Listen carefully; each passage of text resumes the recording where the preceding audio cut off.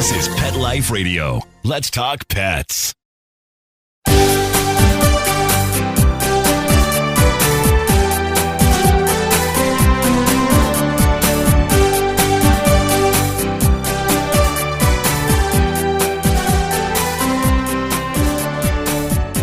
Hello and welcome to Working Like Dogs on Pet Life Radio. Thank you for joining us today. We're your hosts. My name is Marcie Davis, and my co-host is my adorable service dog, Lovey.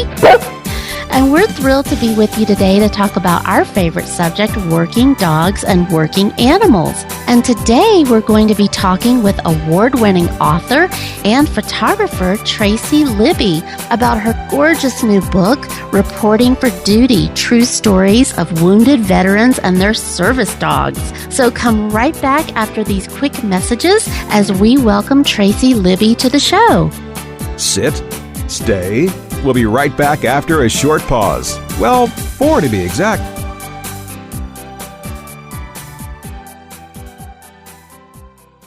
At Red Barn, our pet food ingredients work overtime. They aren't just there for show. Dandelion greens work to maintain a healthy digestive system. Salmon oil works to enhance the immune system. Green-lipped mussels work to support joint health. These hard-working ingredients support your dog's active, healthy life. Look at the label. We want you to. Red Barn Naturals Pet Food. Simply the best. Find it in your local pet specialty store.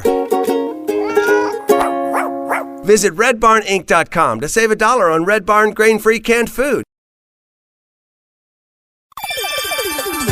Let's talk pets on PetLifeRadio.com.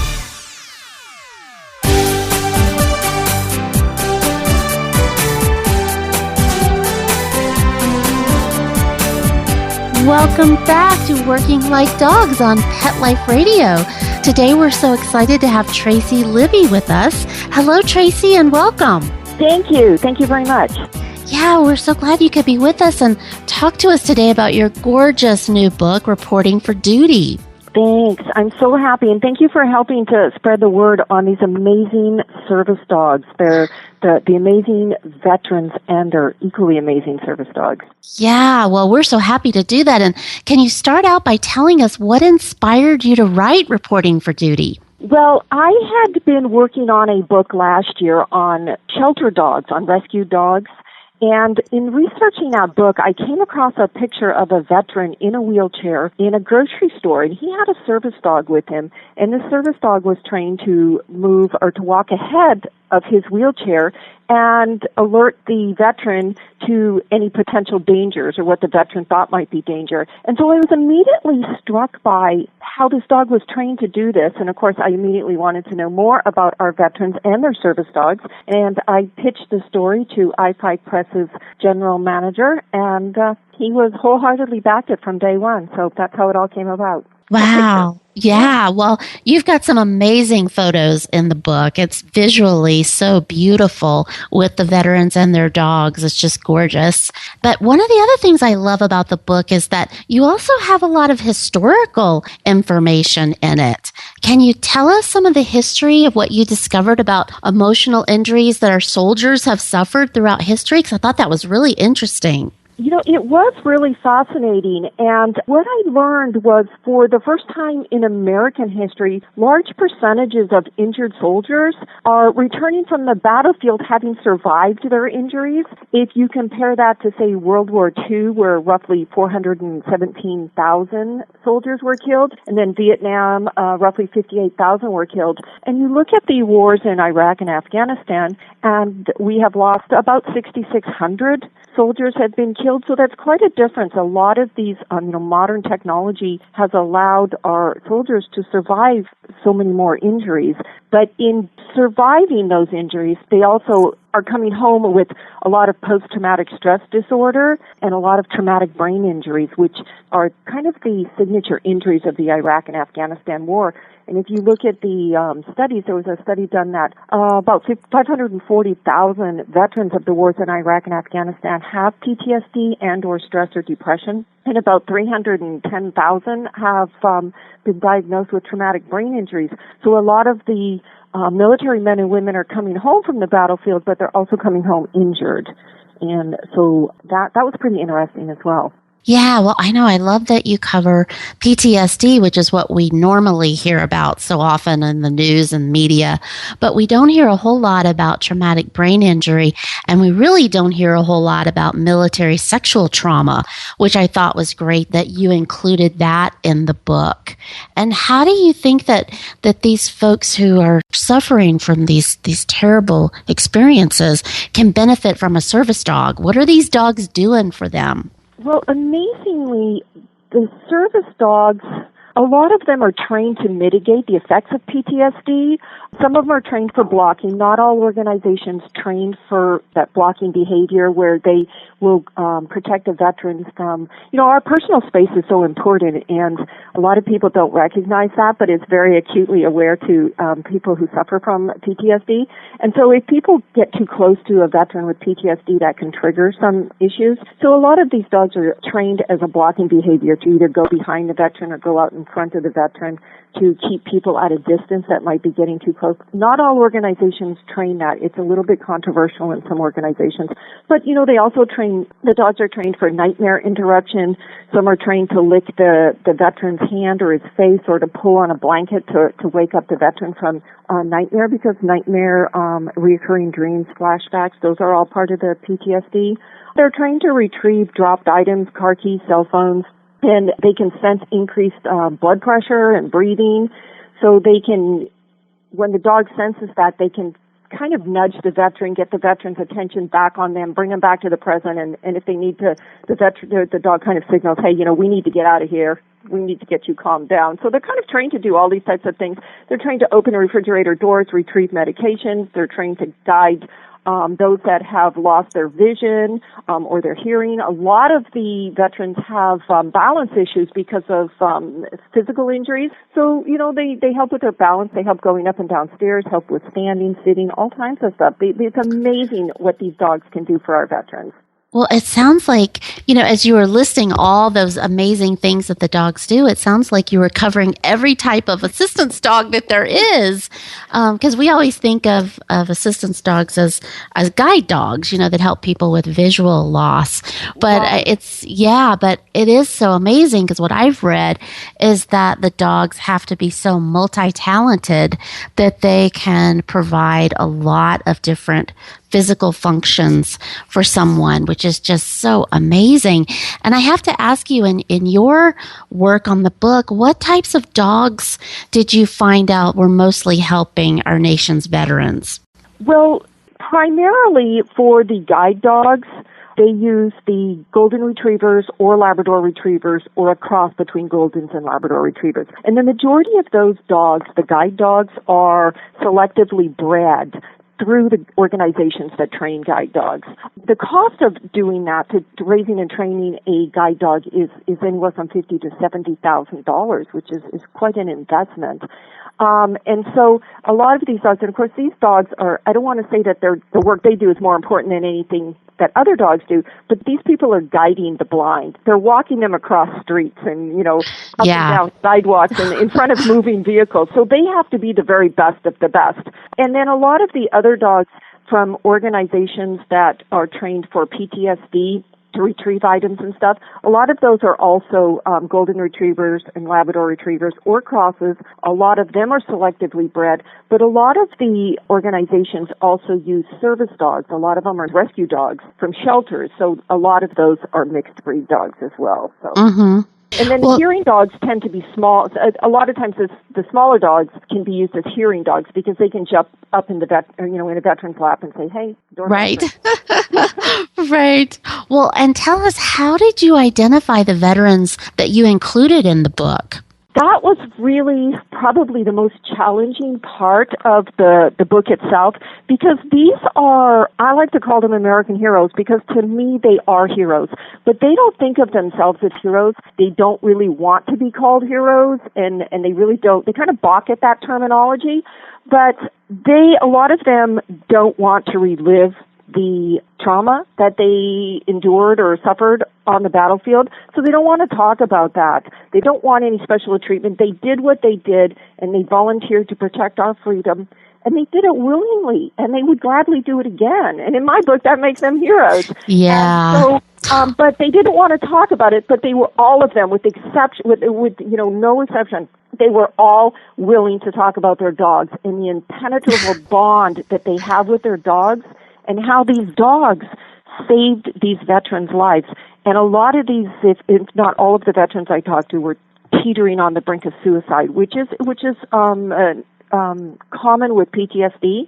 And all of them said without their dog, they wouldn't be here today. It is the dog that saved their lives. And what I find so amazing, and I had this very interesting conversation with Erwin Stovroff, who's the World War II veteran in the book, and we marveled at how we have so much modern technology to rebuild body parts, robotic, bionic arms and legs and feet and hands, but it is a dog that saves these veterans' lives. It is the dog that pulls them back from the brink of suicide. And to me, that is just amazing that these dogs can do that. Yeah. Well, as a person who lives with the service dog, I totally can get that because, it is so powerful, that relationship. And I can't imagine what it is like for veterans who've been through so much and who probably feel so isolated and really hard to communicate what they're experiencing. But the level that we communicate with our dogs, the dogs get it. So that is just the most beautiful, beautiful relationship. It is, and one of the veterans told me that, your family tries to understand, they want to understand, but they can't understand what you have been through on the battlefield. And so he had said that the dogs are just there. His dog is just there. He doesn't have to explain himself. He doesn't have to justify himself. He doesn't have to do anything but be with his dog, and his dog makes his world so much better.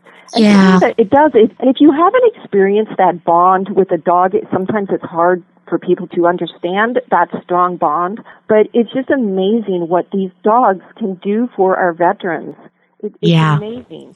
It is. It's nothing short of miraculous. But like you're saying, that bond and that respect and the non-judgment, it's, I can only imagine what that is for them, because as much as they love their families, the family still sometimes can be judgmental or can have their own biases, but those dogs don't. They just love you and are thrilled to see you every day.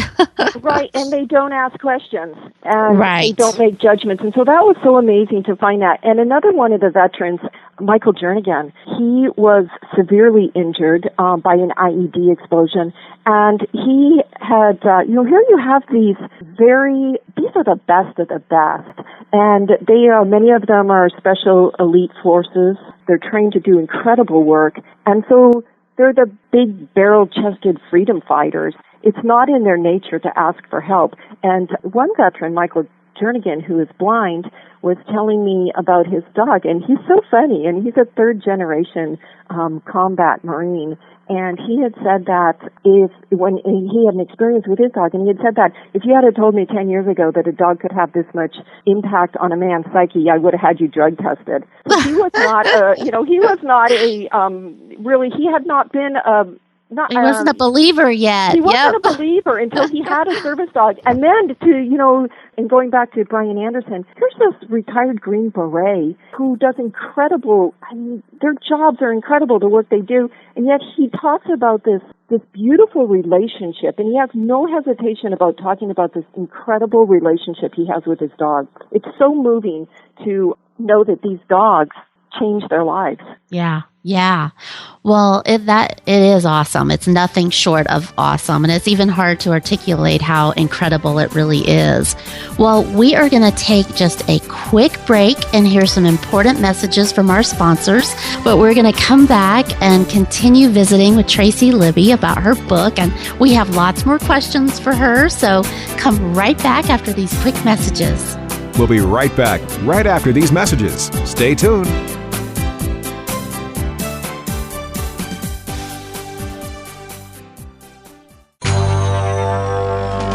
It's designerpetsweaters.com. Hand-knitted designer sweaters for your precious pup or cool cat. beautiful couture patterns for your pets, including custom-knitted formal wear, casual wear, yachting, and even sports-themed. Many designer pet sweaters include feathered tammy hats, top hats, and a lot of sparkle. Each sweater includes leg loops, front paw sleeves, and leash opening. Visit designerpetsweaters.com to order your four-legged fashions today. Your pets will stay warm for the winter and be runway ready. Large or small, we fit them all. designerpetsweaters.com. Begging to hear more of your favorite show? Full episodes of all our shows are available on demand. Go to PetLifeRadio.com to fetch our entire lineup of Possum Pet podcasts. Also, dig us up in iHeartRadio and iTunes. Let's Talk Pets. Live and on demand only from Pet Life Radio. Let's Talk Pets Let's Talk Pets on Pet Life Radio. Pet Life Radio. PetLifeRadio.com.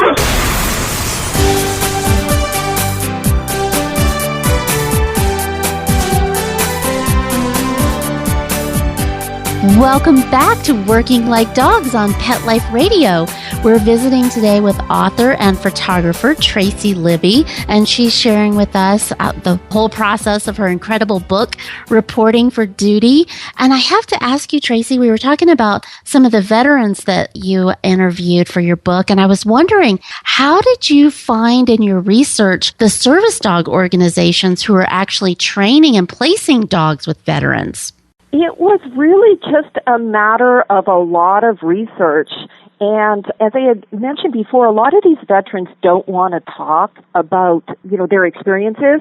So it was really hard to get the veterans to talk. But the service organizations, most of them were very good about providing me access because there's a whole issue with privacy, which is understandable. So a lot of the veterans, my information was given to the organizations, and then the organizations passed along that information, and many of the veterans then contacted me. But it's just a matter of just researching, and there are so many organizations out there doing so much work to help these veterans and to train these service dogs to help our veterans. Yeah.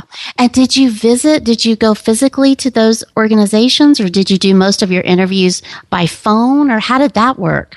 Well, most of the veterans I had multiple conversations with on the telephone because a lot of them, I'm in Oregon, and a lot of them are on the East Coast, a lot of them in Florida, one down in Arizona. So it was difficult to visit them in person. But I did talk with them for hours and hours on the phone. And of course, we do have some service dog organizations in Oregon here. So I had visited those.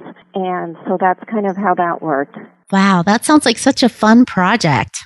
It was. And, I have to say that it was to talk with these veterans about their service dogs. I don't know how anybody talks to these veterans and listens to them and hears their stories. So I talked to their moms and dads, too. I talked to their family members. I talked to their daughters. And to talk to them and hear these veterans, some of them were more involved in, what happened on the battlefield. A lot of them weren't. But to talk to them and to hear the intonation in their voices, to hear their sadness, to hear their just complete joy at their service dogs. I don't know how anybody listens to these people and hears their stories and talks to them and puts a face to their names and doesn't walk away from that completely changed in a positive way. How do you talk to these people and hear these stories and then walk away unchanged? It has forever changed my life, how just meeting these people. Oh, that's so lovely. So when, we see on the news a lot about the casualties of war, but when you talk to them and you hear their voices and you talk to their families and you see how, it's not just the veterans, it's their families that have struggled as well, their moms, their dads, their wives, their husbands, their sisters, their brothers, the whole family sacrifices. So, and to hear the sacrifices the families have also gone through is amazing as well. Yeah. Yeah. Touching. Well, it's the dog helps the veteran, but like you said, it also helps all of these secondary people of family members. And it's never ending. It is. And, a number of the veterans have told me that their service dog kept their family together. And one of the service dogs, the veteran had told me that the dog keeps him together and the dog keeps the family together. So it works with the whole family. So it's not just for the veteran itself, but for the whole family as well. And so many of them talk about how they are housebound. One veteran from the Vietnam War, it was almost a 40-year journey for him back from, Vietnam to a small town in Indiana, where he was able to finally get a service dog and eventually get out and drive. He hadn't driven in years. He hadn't slept in his own bed in years. He was isolated, and this service dog got him outside. And I remember he had called me and told me that he drove for the first time in like 5 years, and he didn't go very far. He only went about 20 miles, but he said it was his service dog that got him out of the house. Otherwise, he was just isolated from the rest of the world. Yeah, all the things that we take for granted as everyday things. That's amazing.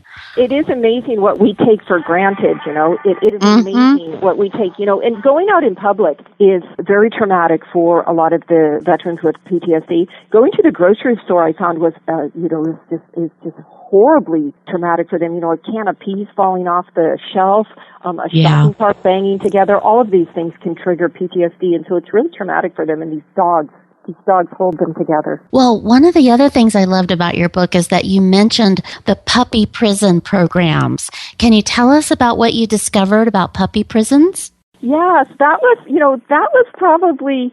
It was pretty amazing because having written about dogs and having trained dogs for a number of years, my first inclination was, training dogs isn't rocket science, but how does an inmate qualify as a dog trainer? That was what I kept asking. These are dogs that are trained to do such incredible tasks. They're trained to lead the blind. And, but it came down to basically that these dogs are, the puppies, these inmates, they have a lot of time on their hands because they're not going anywhere. So these inmates are with the dogs 24 hours a day. They live in the cells with the inmates, and these inmates socialize them, they train them, and they're very well supervised by the organizations that go once a week or so to the prisons, and they show them what they need to train these dogs to do. And they found that the dogs coming out of the prison programs are so much more advanced than some of the dogs coming from the volunteer puppy raisers that is such a traditional type program. I love that.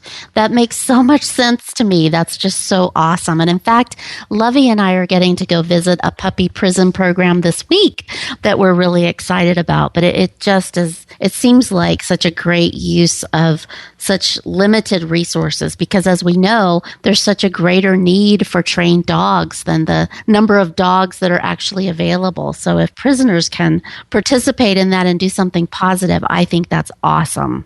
It is, and a lot of the inmates, their lives are then changed as well because they're given something to work on.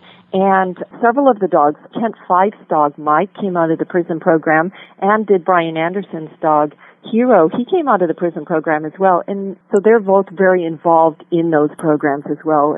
And a lot of the programs, the dogs will come home. Or not come home, but they'll come out of the prison on Friday nights, and so that they get socialized to the outside world as well, to some, the steps and the traffic and the noises and restaurants and bus stations and all that type of stuff. And then they go back to the prison on, say, Sunday night, and then they stay the week there, and they're trained to do all types of behaviors. Beautiful, beautiful. Love that. Yeah. Well, and tell us also about the Shelter to Service program, because that was another great point in the book. Yes, the shelter dogs.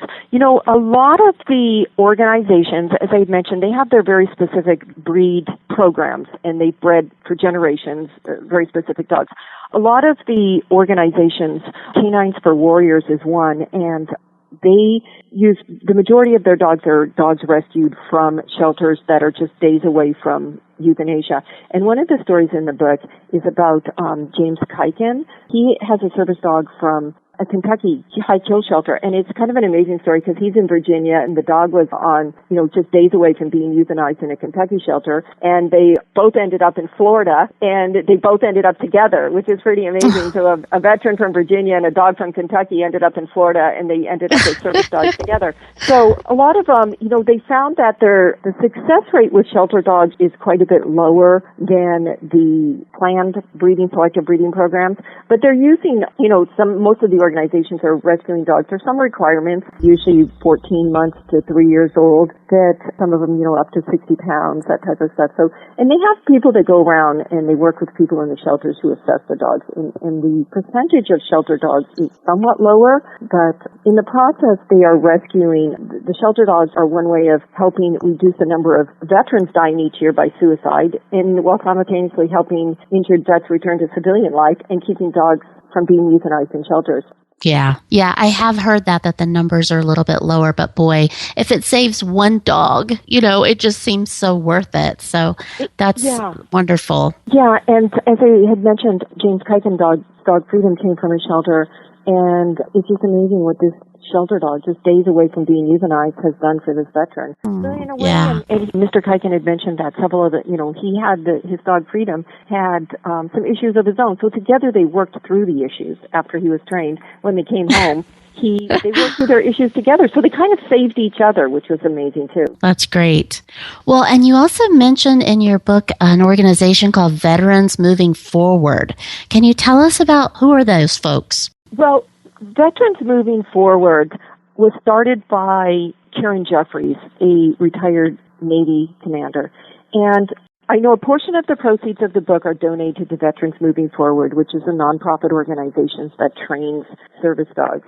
But I'm not affiliated with them in any way. I met Karen Jeffries doing research for the book, and she was so helpful in setting me up with some of the veterans and putting me in contact with the veterans and helping me with some of the military jargon. Because I like wounded, the terminology, I use soldiers kind of generically, although that's very specific to the Army. So she was very helpful in helping me with the veterans, putting me in contact with the veterans. The general manager of iPride Press had wanted to donate a portion of the proceeds to an organization, and they chose Veterans Moving Forward. So I'm not affiliated with them. I don't know them other than I've gotten to know Karen Jeffries and her amazing organization and the work that she does. But all of the organizations are equally amazing, and they do amazing work for our veterans. Yeah, well, that's so great that a part of the proceeds can go to a veterans group. That makes it even better and even sweeter that they benefit. Yeah, absolutely. Yes. Well, I have to ask you, there's so many incredible stories. Is there one dog and veteran that you interviewed? I don't want to say that's your favorite because I'm sure they're all your favorite, but is there one team that sticks out in your mind the most? Well, interestingly, I've been asked that question before, and it's so hard because it's like asking a parent to pick his or her favorite child, All of the veterans touched me in various ways for various reasons. Their stories are all amazing. They're all incredible stories. And, there's the World War II veteran who was shot down over Nazi-occupied France and went on to start his own foundation. There's Kathy Champion, who spent 27 years in the military and is blind and has serious physical injuries, but she's 50 years old and she runs in marathons. She competes in triathlons. These people are such an inspiration. And one person that really struck me as well was, I had mentioned him before, James Kuiken and his dog Freedom. He's a third-generation military man, and he was deployed into 7 war zones. He went to Bosnia, Kosovo, Kuwait, Iraq, Afghanistan. He was the Sergeant Major of the Marine Forces Pacific, which is one of the highest combatant commands in the Marines. He has a Purple Heart, combat action ribbons. And you have to, mental illness in our country is very stigmatized. Nobody wants to talk about it. So it's understandable that a lot of these veterans don't want to come out and say, I have a problem and I need help. It's just not their nature, because these are like the best of the best in the military. And Mr. Kuiken, who's a very high-ranking Marine, retired Marine, he said that if he can step out and say, I need help, then he's hoping that other veterans will come out and say, I need help too. And because, one of the statistics that I found is that, we lost 6,600 veterans roughly, or, soldiers in Iraq and Afghanistan. Yet we're losing 22 veterans a day to suicide. That's one veteran every 65 minutes. We're losing more veterans, almost 9,000 veterans a year to suicide. We're losing more veterans a year to suicide than we lost in the Iraq and Afghanistan wars. So Mr. Kuiken told me if he can step out, a high-ranking military man can step out and say, I need help, then maybe those below him in rank, can step out and say, gosh, if, James Kuiken needs help, I need help too. Maybe I need help. And maybe they can get a service dog, and maybe they can move forward with their lives as well. So his story was very inspiring in that sense, because a lot of them, the veterans don't want to come out and admit that they need help. Oh, well, I can only imagine how many veterans it's impacting, and that, yes, exactly. If they see someone else doing it that they admire and respect, then it sure makes it a lot easier and opens doors for so many others to come forward, which, gosh, those rates of loss we just can't have that. We have to do something. And this is doing something. These dogs are doing something, which is just so amazing. Yeah, and to bring awareness to the dogs. So, a lot of the veterans don't realize there are service dogs out there. And there's a couple of interesting stories in the book also about the canine co-therapists, about the dogs. There's Lexi, and then there's Neil, who was at Fort Bragg, now at Fort Collins, and the other one's at Camp Lejeune. And these dogs, the therapists had told me that when the veterans, these are active duty service people, they would never utilize the services of the therapist at the base. And so they had to figure out, how do I get these people to set aside their bravado and come into my office and talk to me and hopefully, head off some of the stress and depression issues. So they brought in these two dogs, and then the military people started to come by to see the dog. And I came by to see Lexi, or I came by to see Neil, and then all of a sudden the people are coming by, and now they're booked all the time, and they're coming in and they start to talk about, not necessarily about their deployment, but they might talk about their dogs at home. They might talk about, the dog they had as a child, and then that gets them talking. And then once they get them talking, the dogs get them in the door, and then once they can get them talking, then they can help them. And that's a huge impact that these dogs are having as well. It's so fantastic.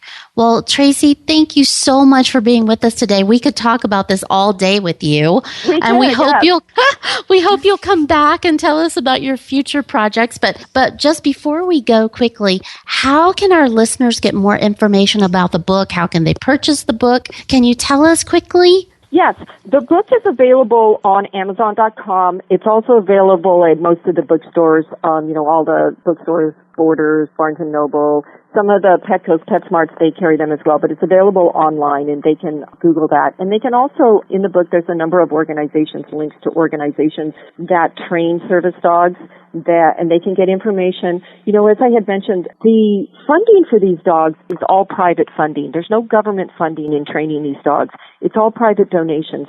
So they can go online and they can find out how they can help to donate, or they can help to fund the training of these dogs. And it is expensive. A guide dog, $50,000 to $70,000. A PTSD trained dog can be anywhere from $8,000 to $20,000. And so it's all private funding, all donations, and they can go online and learn about more. They can search the organizations that are in the book and learn more about that as well. That's great. Well, thank you so much for being with us. And thank you, our listeners, for being with us. And please keep those emails coming. We love to hear from you.